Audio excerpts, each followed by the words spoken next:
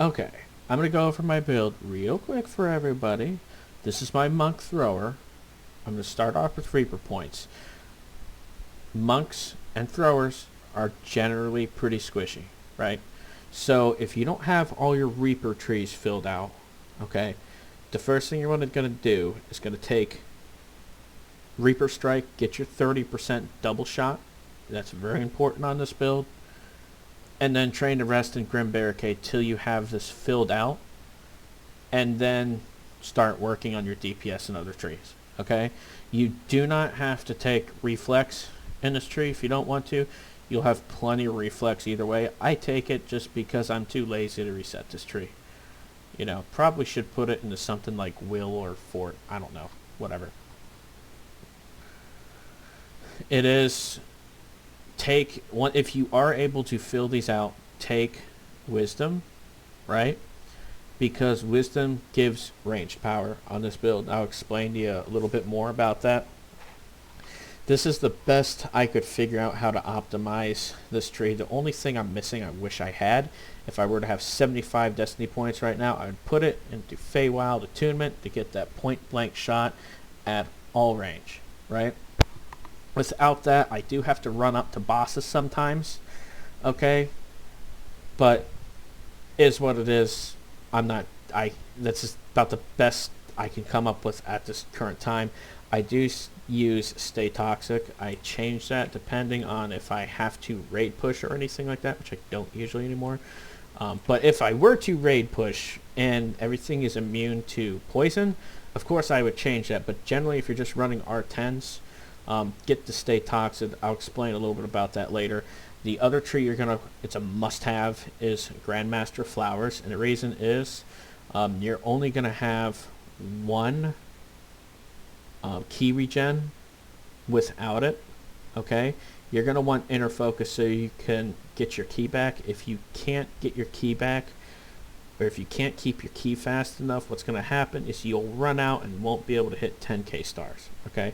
You always want to be able to hit 10k stars if you're able to, okay? Because that is a huge DPS increase. Another thing this tree gives you, which is a nice boost, besides damage, a little bit of toughness, some double shot, it does give you +1 passive key generation, and it does give you good for the third core. Good is a bypass you want on your weapon at all times. Usually, if you don't get it somewhere, you have to augment it, or that's what I do at least. But with this, I don't have to augment it on my weapon. I can always use a, Ruby of whatever the heck, for extra damage, instead. So, gives you a slight boost here. And then, of course, this tree, if you can't get this, isn't the end of the world, but this is a pretty nice DPS increase. Definitely going to want the double shot, You're going to want the fortification bypass, but if you can't get it, it's not the end of the world. Either the build will still perform pretty darn well, okay? If you don't have all these done, okay? If you don't have a ton of these Destiny points, like all of them, like I do, if you only have 60, well, you're going to have to freaking sacrifice somewhere.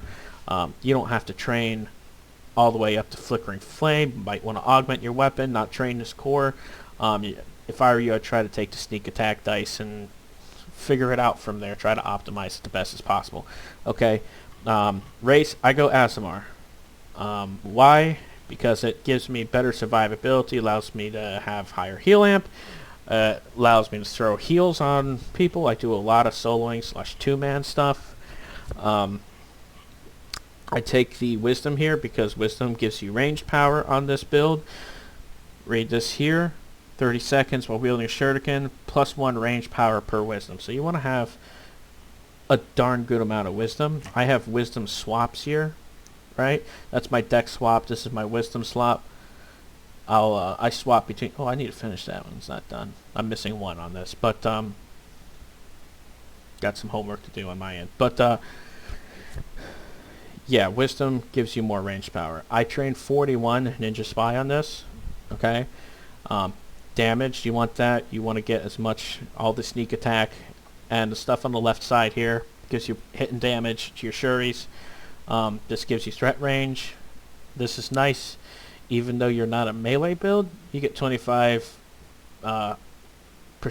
competence bonus to max hit points, which I don't know if another range build at the moment that gets it. There might be one. I don't know of one, right?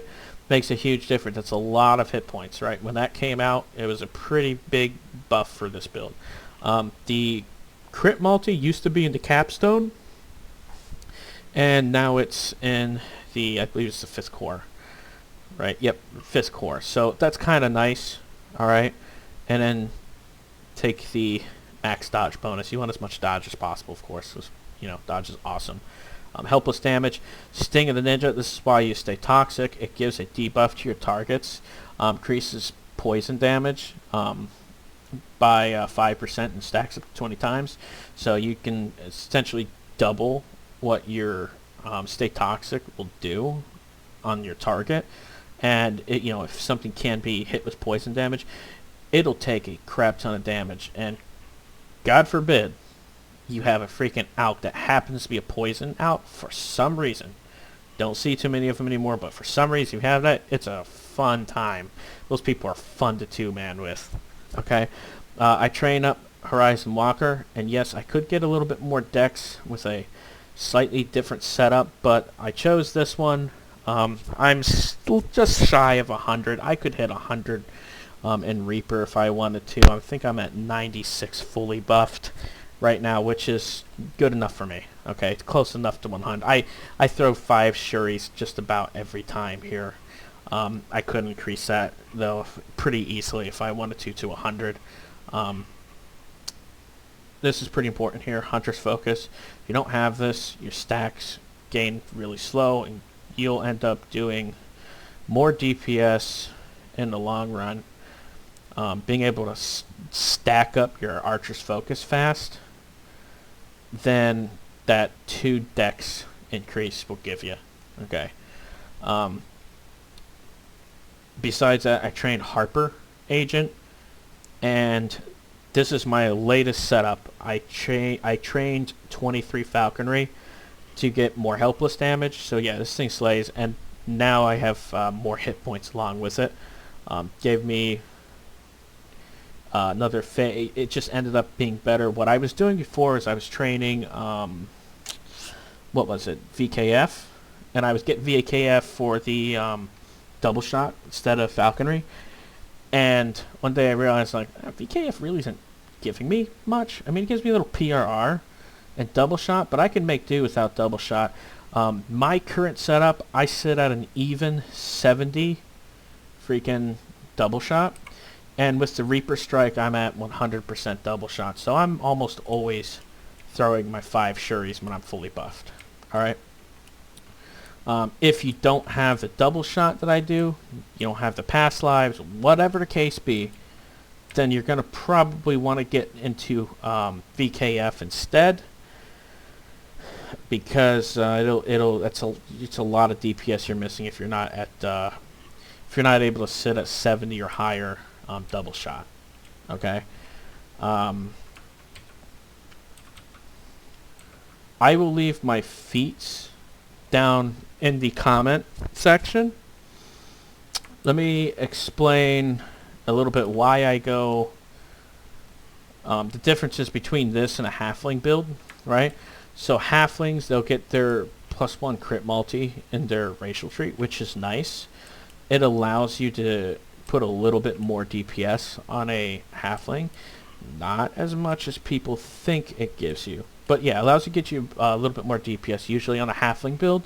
Right? If you wanted to go halfling, you train 31. You get the crit multi here. And then you get the crit, you get the crit threat range from the halfling tree. Right?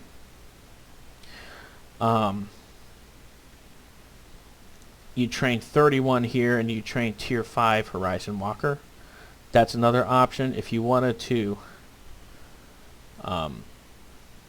do just a smidge more DPS, it doesn't come out to as much as people think, because I get 2 threat range from Deadly Striker, and you'll just get 1 from Deadly Striker, from the Halfling racial.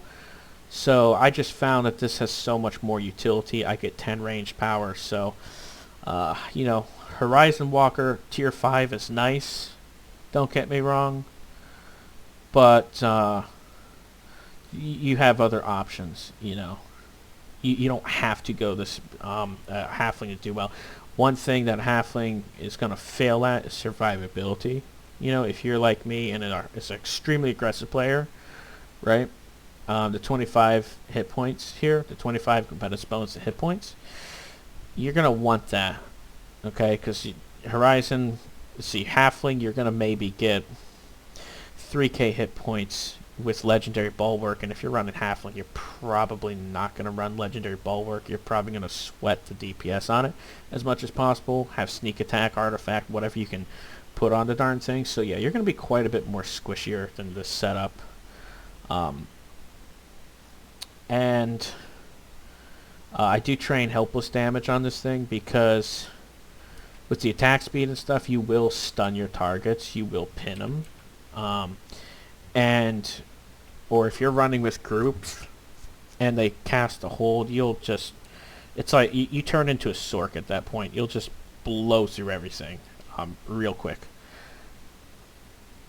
And that's all I have on this. If you guys have questions, just ask down in the comment section. I'll get back to you as quickly as possible.